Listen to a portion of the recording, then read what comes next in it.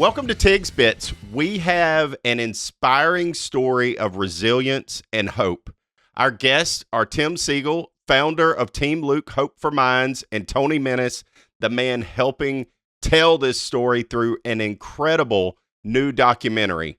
So we're going to dive into Luke's journey, the impact of Team Luke, and how you can help. This one's special, so let's get into it. Gentlemen, welcome to Tigs Bits. I'm so happy to have y'all here with me today. How are you doing? Great. We're doing well. Thank you so much for having us. I had the pleasure of being able to view this wonderful documentary. Tony had sent it to me as they've been working on it, and I'm so excited to see it, for everybody else to get to see it out there as well. Just to get started with this, either one of you, when does the documentary come out? Number one, where can it be seen? We just want to get that off right before we dive into it, because I have a tendency to sometimes forget to get that out. Well, I'll go ahead and answer that. So on YouTube, it'll come out on Monday, March 3rd. So Okay. my son's favorite number is 3. And in Lubbock, Texas, where I lived for 30 years, it was March 3rd was Team Luke Day. And we always ask people to wear a Team Luke shirt or a hat or their bracelet and promote it that way. And so March is Brain Injury Awareness Month. Okay. And so it kind of fits perfectly that this is when we're going to air it for our national audience. Well, for those that are unfamiliar, what is Team Luke Hope for Minds? Let's just start there. How did this all begin? I was the tennis coach at Texas Tech for 23 years. I grew up in New Orleans and took over at Texas Tech in 1993. I resigned to spend more time with my family. At the time, I had a 23-year-old daughter, a 12-year-old daughter, 10-year-old daughter, and a 9-year-old son. And I made the decision to become the middle school and high school coach until my son would have graduated from high school. And 20 days after I resigned, on July 28th, 2015, my son was at a friend's house and they were on a golf cart unsupervised. And the golf cart landed on top of Luke's chest. And he suffered head and chest trauma, was in cardiac arrest for 7 minutes. We spent 1 month in Lubbock in the hospital, 4 months at Cook Children's Hospital in Fort Worth. We were told Luke would never use his limbs, use his voice, or open his eyes.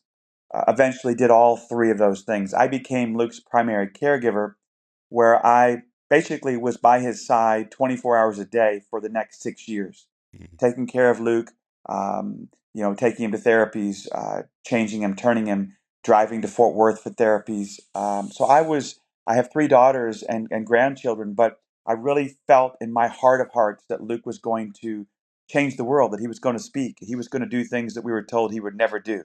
Right.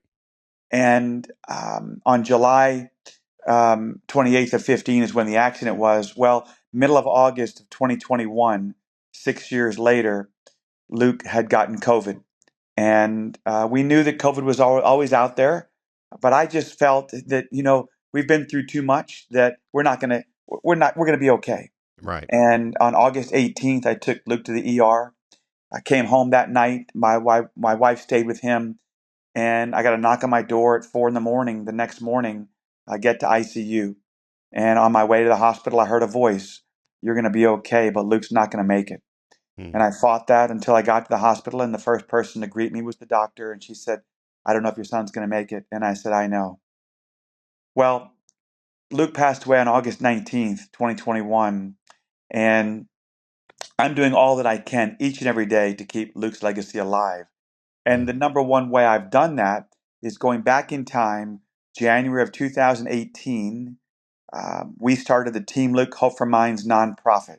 I had merged Team Luke with a nonprofit called Hope for Minds out of Austin.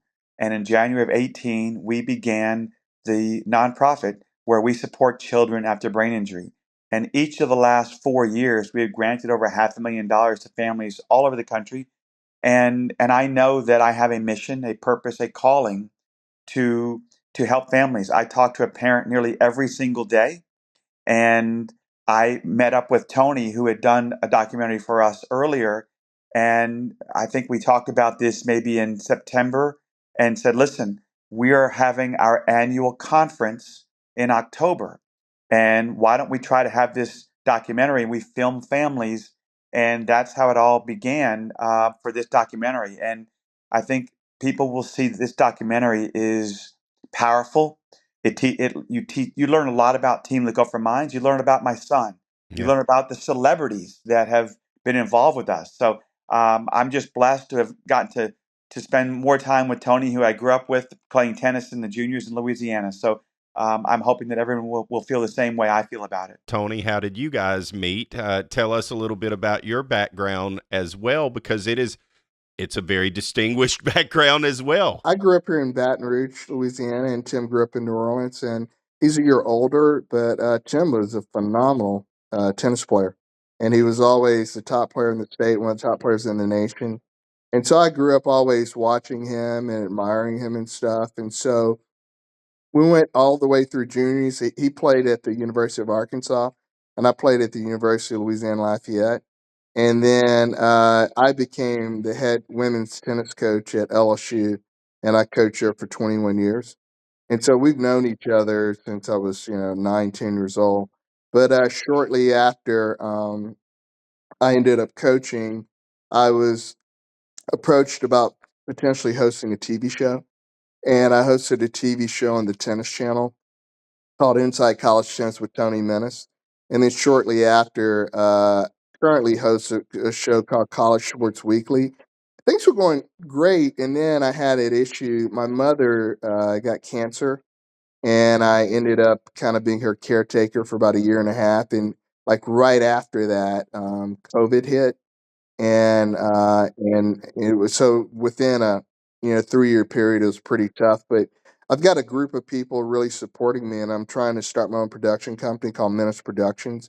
I've been working towards that, and so we've done various shows around the country, but we're just kind of ramping up again. And what better than doing a just such a powerful story, not only about Tim and Luke, but just all the families I saw, all the different people I interviewed, the doctors, the supporters. I mean, there were so many people involved in this. And so, from my standpoint, I walk away looking at this and I see, I mean, I get it, monies for athletic facilities and things like that, but this needs support. This needs to grow. This needs dollars behind it. And so, I was just very happy to do everything I could to just, and everything I can still do to try to help push this nonprofit along, because you've got a group of selfless people that are, working hard and helping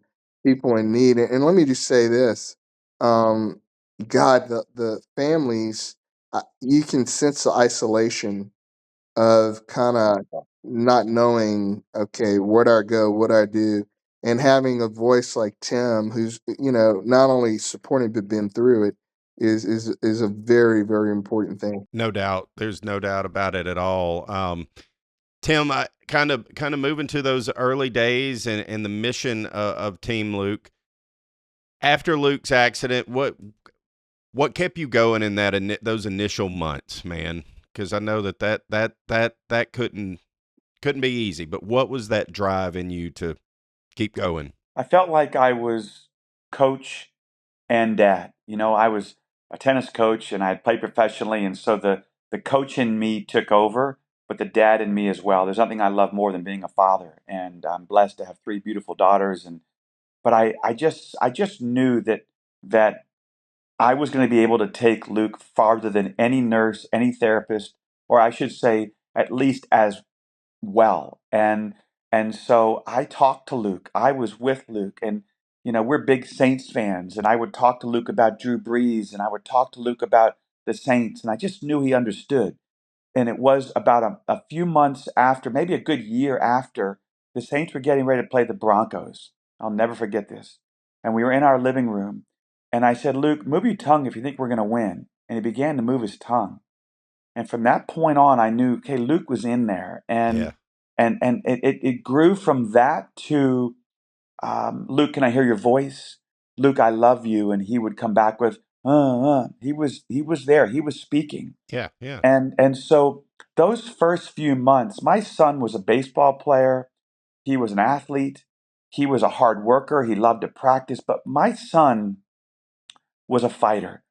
And I never grieved the accident per se because I was so focused on trying my best to be the best husband, the best father to my 3 daughters, and to focus my attention on Luke. Yeah. And so where I really fell down a notch or two or many more was when Luke passed. Um, I I think my wife at the time saw his accident as more devastating than his passing because she was so concerned about his quality of life. It took me a long time to get over, no, I shouldn't say get over, but to get to a point where I am today. I do a lot of public speaking all over the country. Right. I've spoken to tennis teams and teams in general, college teams, businesses, schools, and I have what's called 7 inspirations from Luke. Number one is to find your passion. Number two is to lean on friends and family. Uh, Number two is to don't ever quit. Number three is to lean on friends and family. Four is to make good choices, be careful. Five is to have faith. Six is to find forgiveness. And seven is to let a loved one's legacy live on through you. And I tell you, two of those have really helped me along my faith and finally forgiving. Yeah. Once I was able to forgive the family, it really changed my life. And that happened on August 3rd of 2023, Mm. which ironically enough is the number three is such a special number in our life because that's Luke's favorite number. The football coach at Texas Tech doesn't give out that number anymore. Coach, the hardest worker and the Right. greatest fighter in honor of my son. But I'm so blessed to have so much support in Lubbock. Now I live in Dallas. I'm continuing each and every day to talk to parents, to plan for the next event, to raise money and raise awareness because it is absolutely amazing the amount of families that need our help. It's Right. heartwarming, but it's also heartbreaking to know that, every few seconds there's a child with a brain injury. And we see a lot of non-fatal drownings, car accidents, accidents like my son, accidents at home. And I'm just now blessed to be able to give hope because really that's the key word, to give hope to families because I've been there, obviously. Tony, you had kind of mentioned whenever you were talking about interviewing folks for the documentary, and I mean that how difficult that could be. Did you find a common theme in all of those stories? Hope. I mean, I consistently heard that over and over and over again. The thing that was interesting, whether it was a drowning or car accident, or I think there were a couple families that in childbirth, sustained brain injuries. The consistency, you could hear them as they're describing it. They're just kind of in the wilderness, not really sure of what's going to happen here or what to do. Yeah. And it was very, Tim, before I went there, he kept telling me, this is going to be powerful. And, as you sit there and, you see people, it really kind of made me even more aware of you just never know what somebody's going through because, you Yeah. see these Yeah. families come in and, hey, how you doing? Nice smile. And then they sit down and they just start telling you this story and just the emotions and everything that they're going through, they're pouring it out and just telling you. And what I saw with each family, I could tell, and they're just talking to me, it was very therapeutic, to really have the opportunity to kind of talk about what they've been through, very traumatic Right. and stuff. So I would clearly say, without question, hope was the one thing that this nonprofit that Tim and Rhonda Johnson are running is at the forefront of everything they're looking at, and so that was pretty consistent across the board. I know that feeling of hopelessness has to be there at some point, and it doesn't seem as if there is enough awareness out there or a pathway of when something tragic like this occurs, what do you do? What are the next steps? Who can we get in contact with? How can we help my child? And it seems to be what is happening with you guys, and you're being able to help folks and help families. That was kind of my takeaway of watching the documentary, and kind of what they felt as you nailed it there, Tony. They had hope. They had hope that it wasn't Well, just going to be a dark day anymore. one thing I will tell you is that everybody, including myself, we heard the same things, whether it's from the neurologist, neurosurgeon, a grim report. The diagnosis was Right. not positive. When you have an anoxic brain injury where Luke, lost oxygen, we were asked, should we continue? And so many families that I've talked to, the doctors just give such a grim report. But I think that no one really understands what the brain can do. And even the best neurologists and neurosurgeons really don't know. Because once you leave the hospital, you're now doing therapies. You are and I always encourage the parents to be there to get your child upright, to move, not to be in a wheelchair only or laying in bed. And that's what we did. We were Right. up and at 'em and doing a lot. And so I encourage parents to make sure that that happens for their child.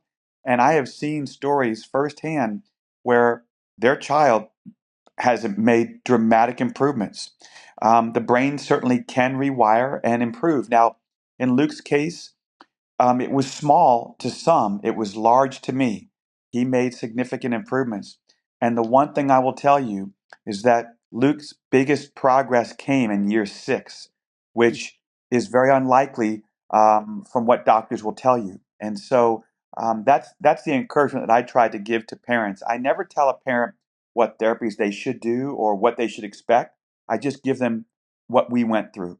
Right. And in that case, that's encouraging enough um, because Luke's brain was globally damaged, and yet he made significant progress. He was able to respond in a way, and that's which is still so incredibly challenging for me because I'm sitting in my apartment where I spend all day working on different events and working on talking to parents.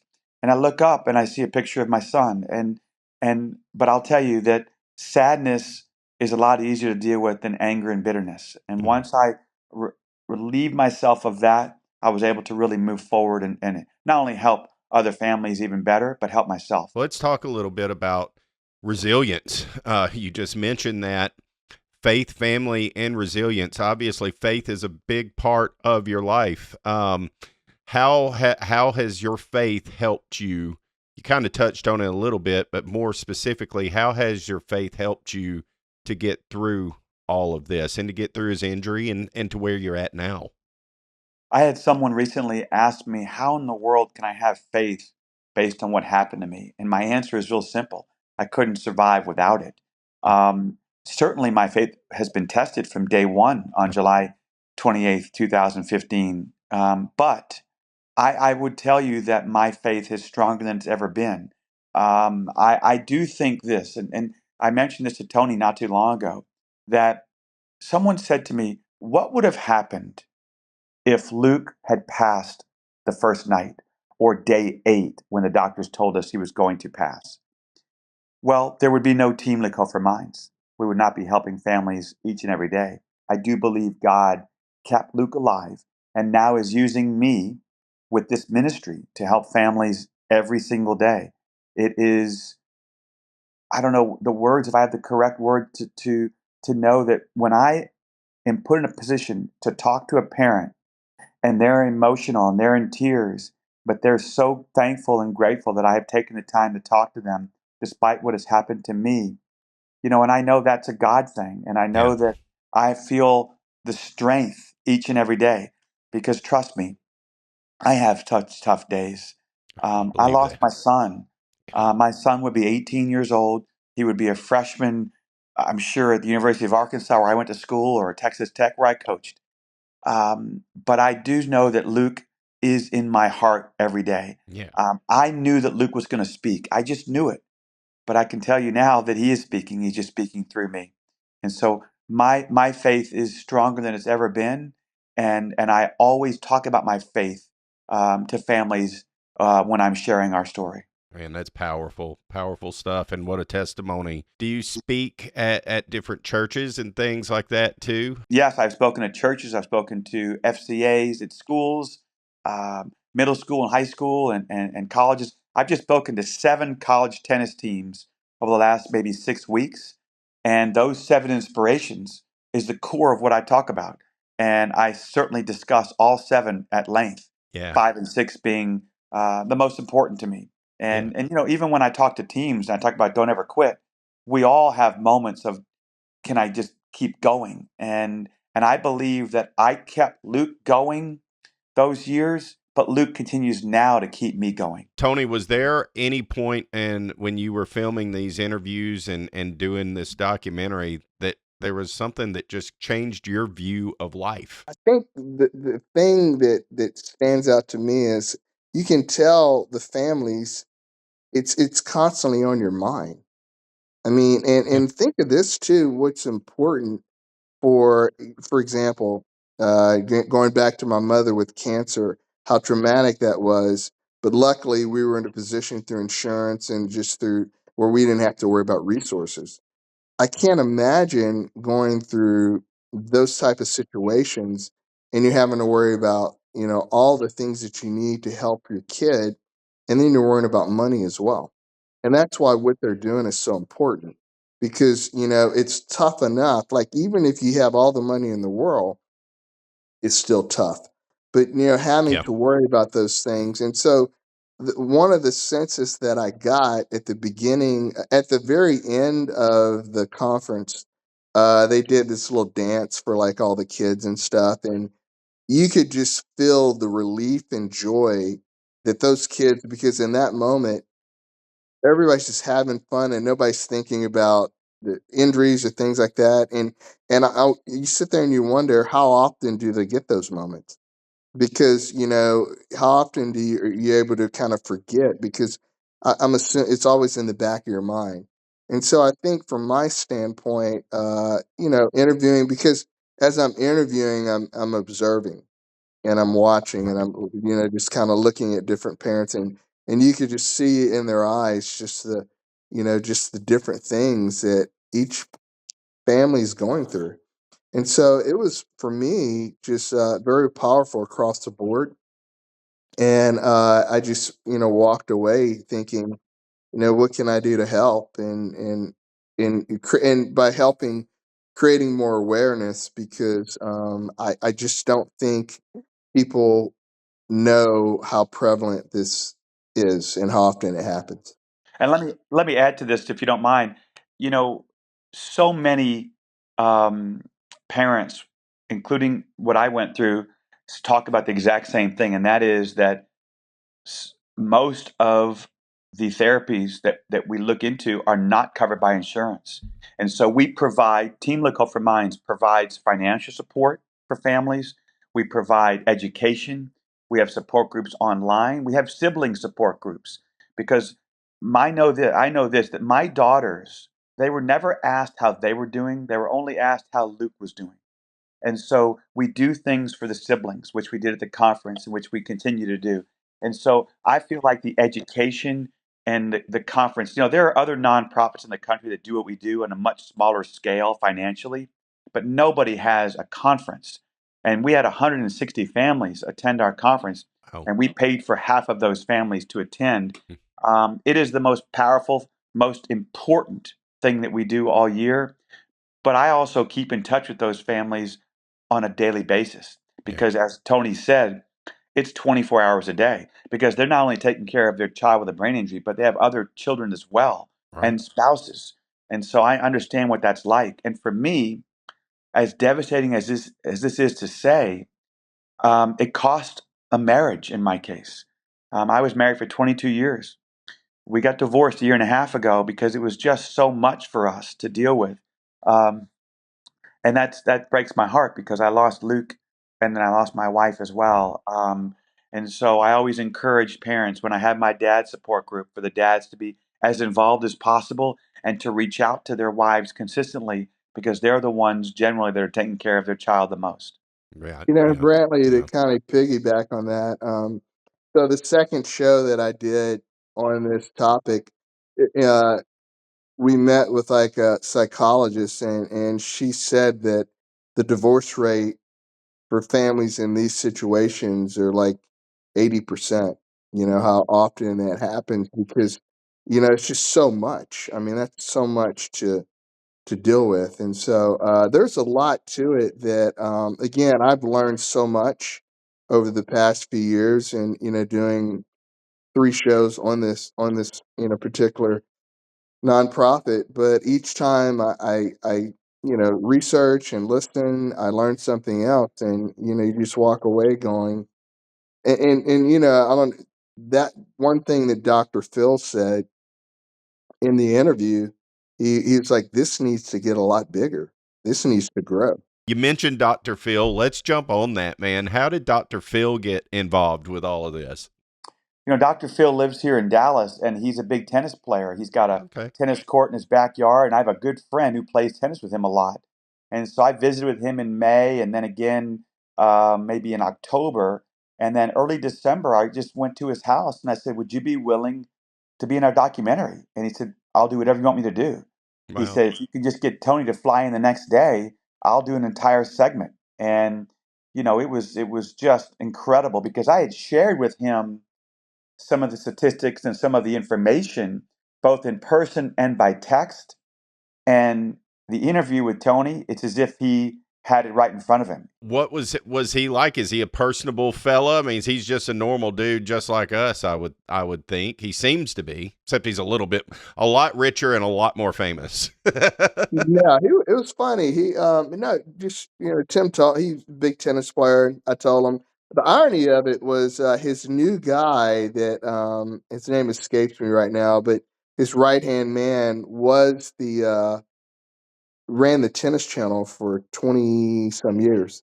And so when I Oh, got wow. there and I met him, I said, "Wait, did you run the tennis channel?" I had a TV show on it. And he remembered the show and everything. And so, so Dr. Phil actually, loves to play tennis from what he says he's got clay court and he plays every day.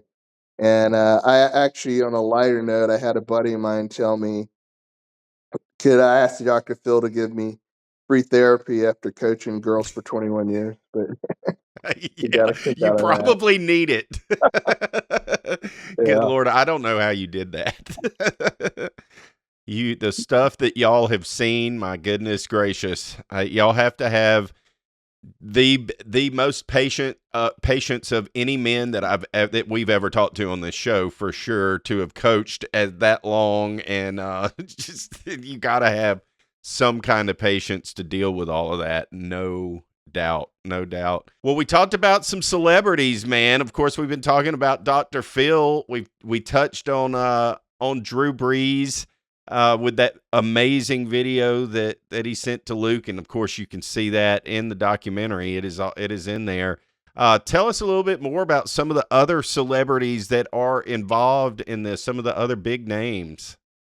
Well, before we go on to some of the other ones, Drew Brees was Luke's hero, and I reached out to the Saints shortly after, and we Luke and I made a deal. We're going to go to every year. We're going to go see the Saints play, and we made it to 3 of those games.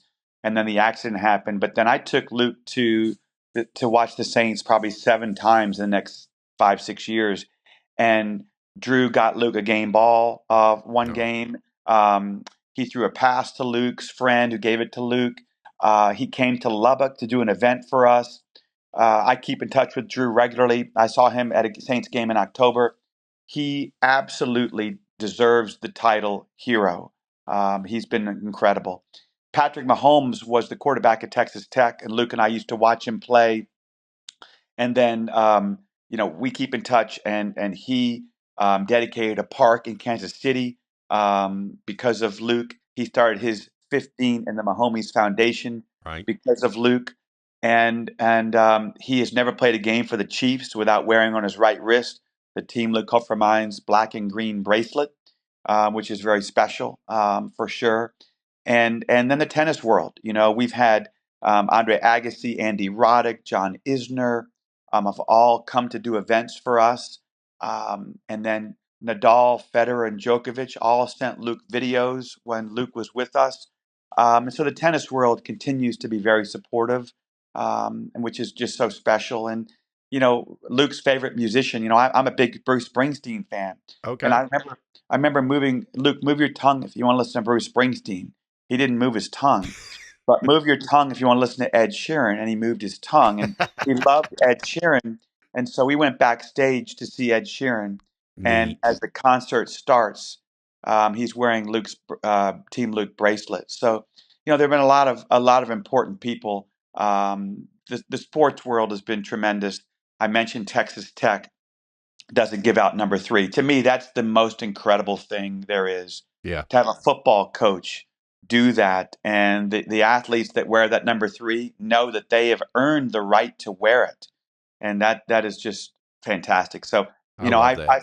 the sports to me has really kept me going. I'm a huge sports fan and follow every sport religiously, and I'm just so blessed to be able to have friends with that kind of stature, from Andre Agassi to Drew Brees to Patrick Mahomes. It's really neat, man. It's really neat, and it's so amazing. It shows their character, which, as just a sports fan myself, my whole life, watching them on the other side of the screen, and seeing them, always kind of hoping. There's always that notion of don't meet your heroes kind of thing. It sounds like you want to meet all of these guys. These guys are the real deal. What you see is what you get. There isn't anything fake about them.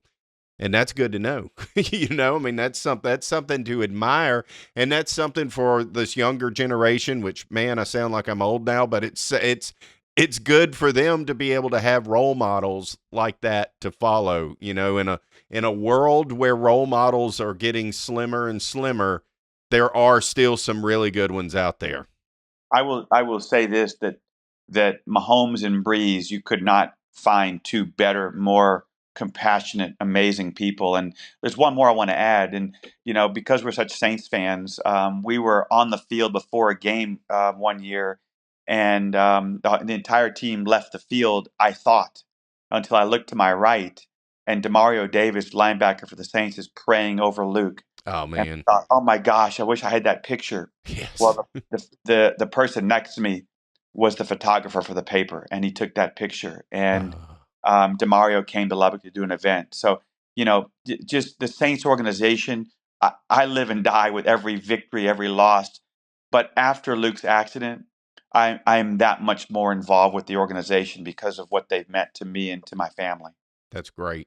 That's great. And I've got to ask you, what are your thoughts on the direction that we're moving in now, the new coach and all of that? We got to hit on that. We're talking about the Who Dat Nation, baby. Absolutely. Well, I will say that, Tony and I talk Saints all the time. And, my feeling, and by the way, my daughter, Kate, who's 22, just graduated from Texas Tech, Oh, nice. is the biggest Saints fan in the world and just loves Taysom Hill, just like you can't imagine. But I think this might be the year we need to really get younger. Yeah. And if that means, whether you call the word rebuild, we've got to get younger. We've got to get the salary cap under. We've got to figure out who stays, who goes. We'll see how the coaching staff, obviously Kellen Moore knows what he's doing offensively. Yeah. But I think you can be the greatest coach in the world, but you've got to have the right players and the right, salary cap issues, I think, are number one. So I think this is going to be a maybe a tougher year, but I just want to see us get young and trim some of this fat. But I don't care if we're 3-14 or 14-3. I'm the biggest fan you've ever met, and I love that. I went to the Super Bowl. I just I took Luke to all those games, and I just love this team so much. I know a lot of the. I've met Jeff Ireland, our assistant GM. I've met Jay Romig, who's so involved with the Saints on so many different levels.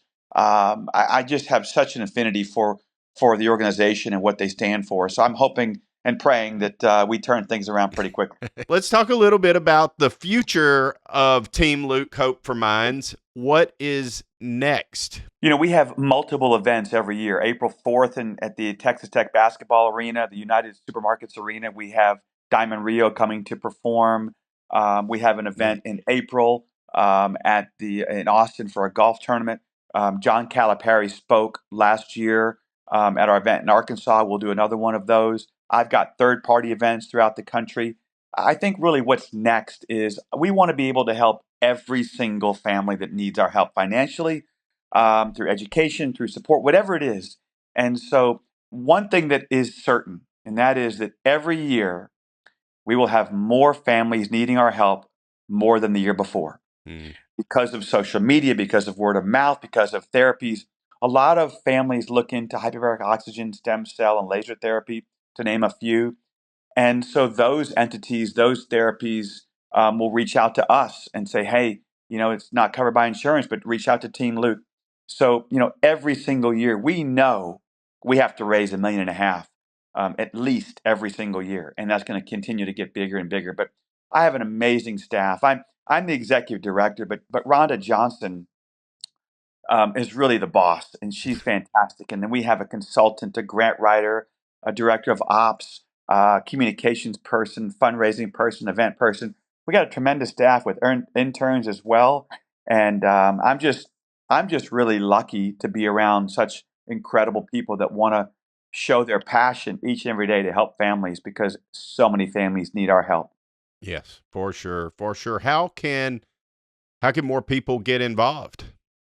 TeamLukeHopeForMinds.org is our website, and you can go to YouTube and to watch. It's called Hope Beyond the Diagnosis, the Team Luke Hope for Minds documentary.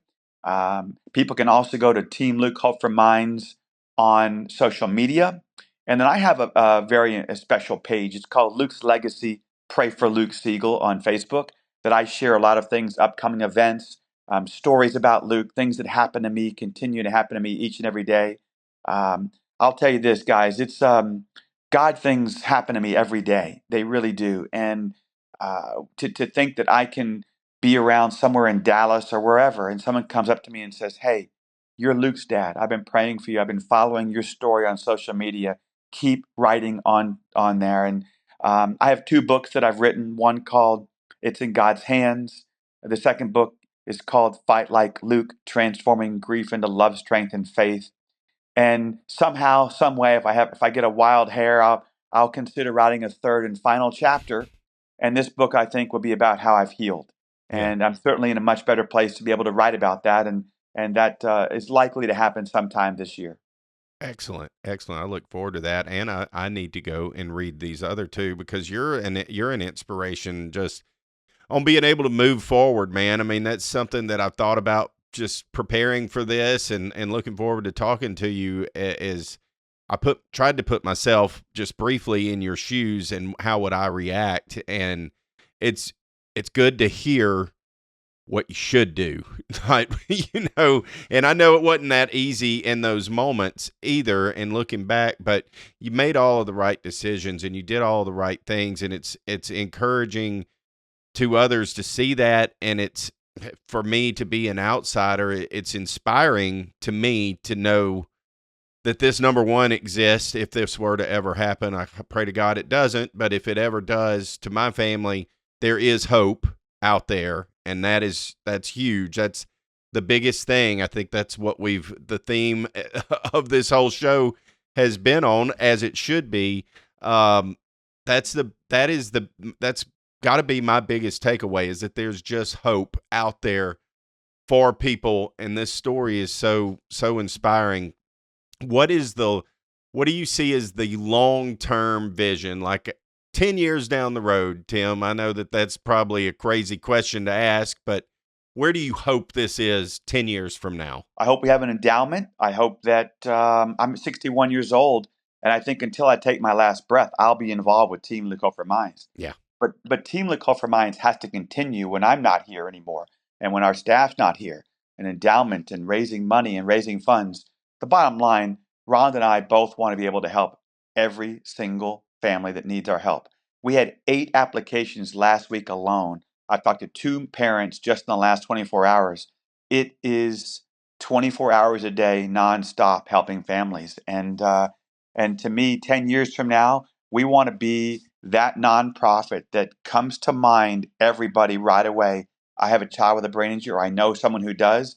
I'm going to go out and find them through Team Luke. And I think one of the ways this is going to happen is because of the documentary that Tony helped put together, because this could be a game changer for us. It really is an opportunity to hear about our story and to hear how Team Luke Hope for Minds helps families each and every day. It is, man. It is very, very powerful. And guys, if you're watching this on Right Now TV, you can go to our YouTube page and see this video, watch this full interview. We will have the links in there. You can go to our socials at Tigs Bits Podcast. Everywhere we'll be sharing the links as they debut and come out along with this show as well. So please go check all of that out. And Tim, Tony, I mean, this is, like I said, this is as powerful of a story as we have covered on Tigs Bits for sure. Appreciate y'all coming in. Team Luke Hope for Minds is changing lives, and we hope that everybody that's watching will get involved. And to our audience, donate, share, support this mission. Thank you so much.